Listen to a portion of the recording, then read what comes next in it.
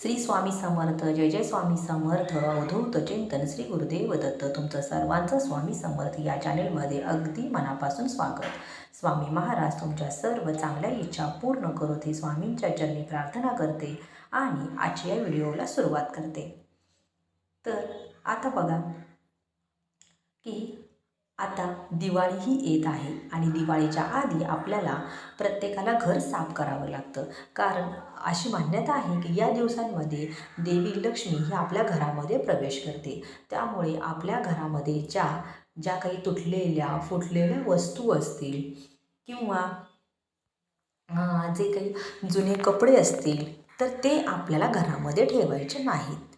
आणि मग साफसफाई करत असताना आपल्या घरांमध्ये आपल्याला कोणत्या वस्तू घरामध्ये ठेवायच्या आहेत आणि कोणत्या वस्तू घराच्या बाहेर काढायच्या आहेत हे बघायला हवं. कारण या वस्तू देवी लक्ष्मीला आवडत नाहीत. मग कोणत्या वस्तू आहेत की ज्या आपल्याला घराबाहेर फेकल्या पाहिजेत, कुठल्या वस्तू घरामध्ये ठेवायच्या आहेत, कुठल्या वस्तू घरामधून फेकायच्या आहेत, याविषयी संपूर्ण माहिती मी आजच्या या व्हिडिओमध्ये तुम्हाला सांगणार आहे. त्यामुळे व्हिडिओ स्किप न करता शेवटपर्यंत बघा आणि चॅनेलवरती जर नवीन असाल तर नक्की चॅनेलला सबस्क्राईब करा आणि असेच नवनवीन आणि माहितीपूर्ण व्हिडिओ बघण्यासाठी बेल आयकॉनला देखील क्लिक करा. त्यामुळे जेव्हाही मी नवीन व्हिडिओ अपलोड करेल तेव्हा त्याचं नोटिफिकेशन सर्वात आधी तुम्हाला मिळेल आणि तुमचा एकही व्हिडिओ मिस होणार नाही. आता बघा, दिवाळी आधी प्रत्येक घरामध्ये साफसफाई सुरू असते. घरातील प्रत्येक कोपऱ्यानं कोपरा आपण स्वच्छ करत असतो. कारण दिवाळीचा सण हा वर्षातील सर्वात मोठा सण असतो. अगदी लहानांपासून मोठ्यांपर्यंत दिवाळीचा सण हा साजरा केला जातो. प्रत्येकजण दिवाळीच्या आतुरतेने वाट बघत असतात. तसं तर आपण रोजच आपल्या घराची साफसफाई करत असतो, पण दिवाळी येण्याच्या आधी आपण आपलं घर स्वच्छ केलं पाहिजे. कारण दिवाळी हा सण सकारात्मकता आणि वैभवाचे प्रतीक आहे. लक्ष्मीपूजन असेल किंवा कोणतंही त्यातला दिवस असेल, अगदी महत्त्वाचा दिवस असतो. सफाई करताना आपण जुन्या वस्तूसुद्धा काही सांभाळून ठेवतो. ज्या वस्तू आपल्याला गरजेच्या नाही, ज्या वस्तू आपण कित्येक वर्षानुवर्ष वापरल्या नाही, त्या वस्तू आपल्याला घरामध्ये ठेवायच्या नाही. अशा जर वस्तू घरात असतील तर त्या आपली घरामध्ये जास्तीत जास्त नकारात्मकता ठेवतात आणि म्हणून या वस्तू तुम्हाला घराबाहेर काढायच्या आहेत. आपल्याला घराच्या मुख्य प्रवेशद्वारापासूनच सुरुवात करायची आहे. कारण आपलं प्रवेशद्वार जर स्वच्छ सुंदर आपला दरवाजा जर असेल तरच आपल्या घरामध्ये लक्ष्मीही येत असते. वास्तुशास्त्रानुसार घराचा मुख्य दरवाजा व्यवस्थित नसेल तर घरामध्ये नकारात्मक ऊर्जेचा संचार होतो. त्यामुळे आपला दरवाजा हा तुटलेला असेल तर दुरुस्त करून घ्या किंवा बदलून नवीन आपल्याला लावायचा आहे. कारण महालक्ष्मीचा प्रवेश हा लक्ष्मीपूजन करत असताना मुख्य प्रवेशद्वारावरती होत असतो आणि म्हणून आपले मुख्य दार जर तुटलेले असेल किंवा खराब झालेले असेल तर अशा घरामध्ये ती प्रवेश करत नाही. बरेच घराच्या द्वारामधून आवाज येत असेल तर तो देखील दुरुस्त करून घ्यावा. कारण असा आवाज देखील येणं हे सुद्धा एक नकारात्मकतेचं प्रतीक मानलं जातं. आता बघा, मुख्य प्रवेशद्वारामधून नाही तर तुम्ही घरासमोर जर सेफ्टी डोअर लावले असेल तर त्यामधून देखील बराचदा आवाज येत असतो. असे आवाज करणारे जे काही दरवाजे असतील किंवा दार असतील तर ते तुमच्या घरातील, मग ते फर्निचर असेल तरी देखील ते तुम्हाला दुरुस्त करून घ्यायचं आहे. आणि दिवाळीपूर्वी तुम्हाला या सर्व गोष्टींची काळजी घ्यायची आहे. आता बघा, आता तुम्हाला सांगितलं की दिवाळी आधी ताबडतोब मग तुम्ही काय करायचं आहे तर नवीन दार तुम्हाला लावायचं आहे. आणि जर नवीन दार जर लावता येत नसेल तर तुम्ही फक्त व्यवस्थित करून घेऊ शकता. पण जर तुम्ही भाड्याच्या घरात राहत असेल तर तुम्ही घरमालकाला तशी विनंती करू शकता. आणि लक्ष्मीपूजनाच्या आधी तुमचं घराचं जे काही दार आहे ते तुम्हाला बदलून घ्यायचं आहे. मुख्य प्रवेशद्वारासोबतच घराच्या मुख्य प्रवेशद्वाराबाहेर जो काही उंबरठा असणार आहे तर तो उंबरठा जर घराला असेल तर कोणतीही नकारात्मकता ऊर्जा आपल्या घरामध्ये प्रवेश करू शकत नाही. कारण उंबरठ्यावरून देवी लक्ष्मी आपल्या घरामध्ये आगमन करत असते. त्यामुळे प्रत्येक घरात उंबरठा हा असायलाच हवा. नसेल तर फरशीचा उंबरठा असला तरी चालेल, पण पहा, दार पूर्ण हे लाकडाचं आणि खाली फरशीचा उंबरठा बनवलेला असेल तर ती चौकटसुद्धा पूर्ण होत नाही. त्यामुळे तुम्हाला शक्य असेल तर तुम्ही उंबरठा दिवाळीपूर्वी बसवू शकता आणि जर शक्य नसेल तर फरशीचा उंबरठा असेल तरीही चालेल. आता बघा, ज्याच्या घरामध्ये जर फरशीचा उंबरठा देखील तुटलेला असतो, त्याला चिरा पडलेले असतात, ते भंग पावलेले असते, असा उंबरठा देखील मुख्य प्रवेशद्वारावरती असू नये. कारण असं जर असेल तर तो सुद्धा ताबडतोब तुम्ही बदलून घेऊ शकता. लाकडाचा नसला तर किमान एक तरी फरशीचा तुकडा तुमच्या मुख्य प्रवेशद्वाराच्या बाहेर उंबरठ्याच्या स्वरूपात तुम्हाला लावायचा आहे. आणि दिवाळीच्या या 5 दिवसांमध्ये आपल्या घरासमोरील मुख्य प्रवेशद्वार जे आहे ते तुम्हाला रोजच्या रोज आपल्याला स्वच्छ करायचं आहे. त्याला काही फारसा वेळही लागत नाही. अगदी 5 मिनिटामध्ये हे मुख्य प्रवेशद्वार स्वच्छ पुसून होतं. आता घराच्या मुख्य प्रवेशद्वारापासून आपण आपल्या देवघराकडे जातो. आपल्या घरातील देवघर हे अतिशय महत्त्वाचं स्थान आहे. आपल्या घरामध्ये सकारात्मकता ऊर्जा आपल्या घराला इथूनच मिळत असते. त्यामुळे देवघराची साफसफाई करत असताना काही गोष्टींकडे आपल्याला अजिबात दुर्लक्ष करायचं नाही. जसं की देवघरामध्ये जे आपण वस्त्र अंथरतो तर ते फाटलेल्या किंवा खराब झालेल्या जर अवस्थेत असेल तर ते तुम्ही वापरू नका. जसं आपण कपडे स्वतःसाठी घेतो तसंच घरासाठी लागणारी घेतो, तसंच घरासाठी घराच्या सजावटीसाठी आपण अनेक वस्तूंची खरेदी करतो.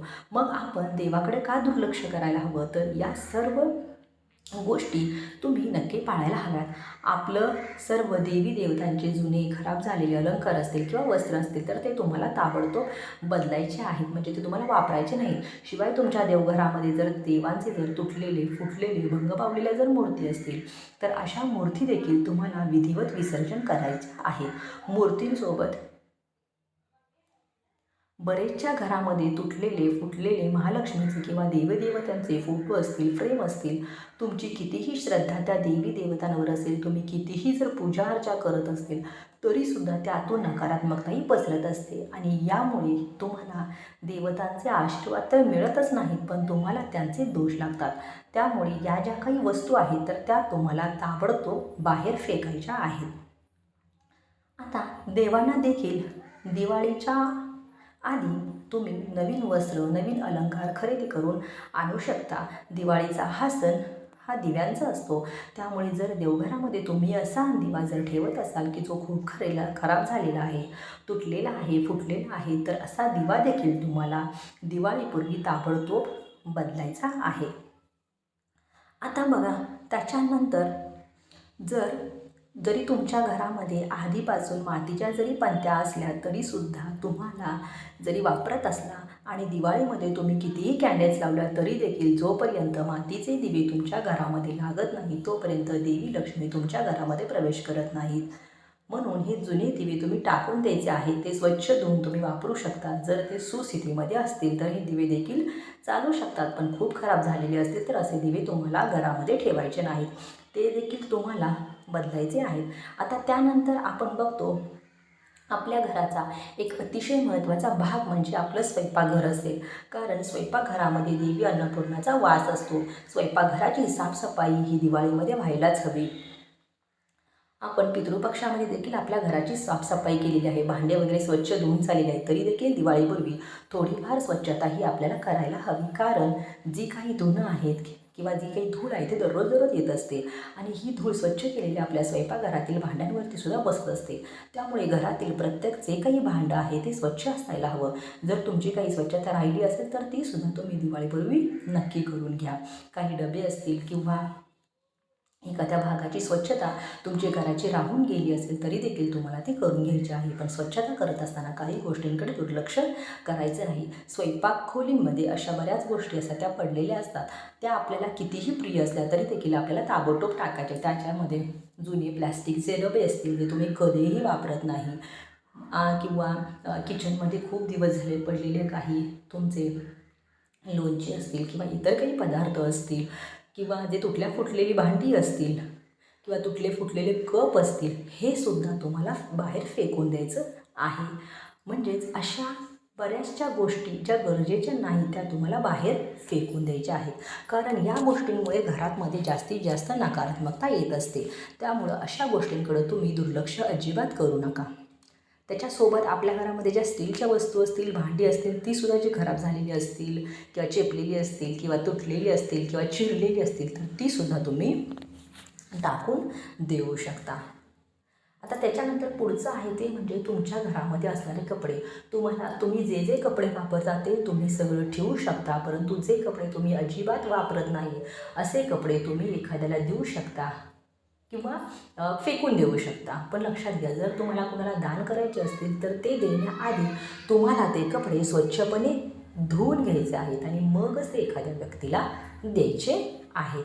आता त्याच्यानंतर आपल्याला एक महत्त्वाची गोष्ट आहे, तर अजून एक गोष्ट आहे तर ती म्हणजे काय, तर तुम्हाला तुमच्या घरामध्ये ज्या काही इलेक्ट्रॉनिक वस्तू असतील, जे काही तुटलेल्या फुटलेल्या आहेत किंवा ते जुना टी व्ही असेल, जुना फ्रीज असेल किंवा इतर अतिशय अशा अनेक वस्तू असतील की ज्या तुम्ही कधीही वापरत नाही, कारण अशा गोष्टी खूप दिवस एकाच ठिकाणी राहिल्यामुळे त्या गोष्टींमध्ये जास्तीत जास्त नकारात्मक शक्तीचा संचार झालेला असतो. त्यामुळं अशा गोष्टी एकतर तुम्ही स्क्रॅपमध्ये काढा किंवा जर तुम्हाला फेकायच्या असतील तर फेकून द्या. जर त्या कोणाला वापरण्यासारख्या असतील तर त्या गोष्टी तुम्ही दान करू शकता. म्हणजे मग त्या प्लॅस्टिकच्या वस्तू असतील, घरगुती वस्तू असतील, इलेक्ट्रॉनिक कपडे असतील, भांडी असतील किंवा तुमच्या घरातले इतर काही अनावश्यक वस्तू असतील. म्हणजेच काय, आपल्याला ह्या सर्व गोष्टी तर आपल्याला बाहेर टाकायच्या आहेत. त्याच्यानंतर तुमची घराच्या बाहेरची जी पायपुसणी आहे किंवा जी घरामधल्या पायपुसण्या असतील तर ह्यासुद्धा अतिशय महत्त्वाच्या आहे, कारण ती चांगल्या रंगाची असावी, सुस्थितीत असावी. कारण इतर अनेक जण त्याला पाय पुसत असतात, त्यामुळं ते देखील स्वच्छतेत आणि म्हणजे स्वच्छ असल्या पाहिजेत. त्याच्यानंतर तुमच्या घरामधला जो काही डस्टबिन असेल तो सुद्धा सुस्थितीत असावा. म्हणजे काय, किंवा आपण जे काही कपडे साठवतो, म्हणजेच काय, जुने खराब झाले जे असतील तर ते तुम्ही फेकून देऊ शकता. अशा पद्धतीनं तुम्ही दिवाळी यायच्या आधी संपूर्ण घराची स्वच्छता करा. ज्या वस्तू तुम्हाला नको असतील, खराब असतील, तुटलेल्या फुटलेल्या असतील, भंग पावलेल्या असतील, अशा वस्तूसुद्धा तुम्ही घरातून बाहेर काढा. यामुळं तुमच्या घरामध्ये जास्तीत जास्त सकारात्मक ऊर्जेचा संचार होईल आणि तुमच्या घरामध्ये लक्ष्मी अखंड राहील. जर तुम्हाला हा व्हिडिओ आवडला असेल तर व्हिडिओला नक्की लाईक करा, चॅनेलला सबस्क्राईब करा. बोला श्री स्वामी समर्थ. जय जय स्वामी समर्थ.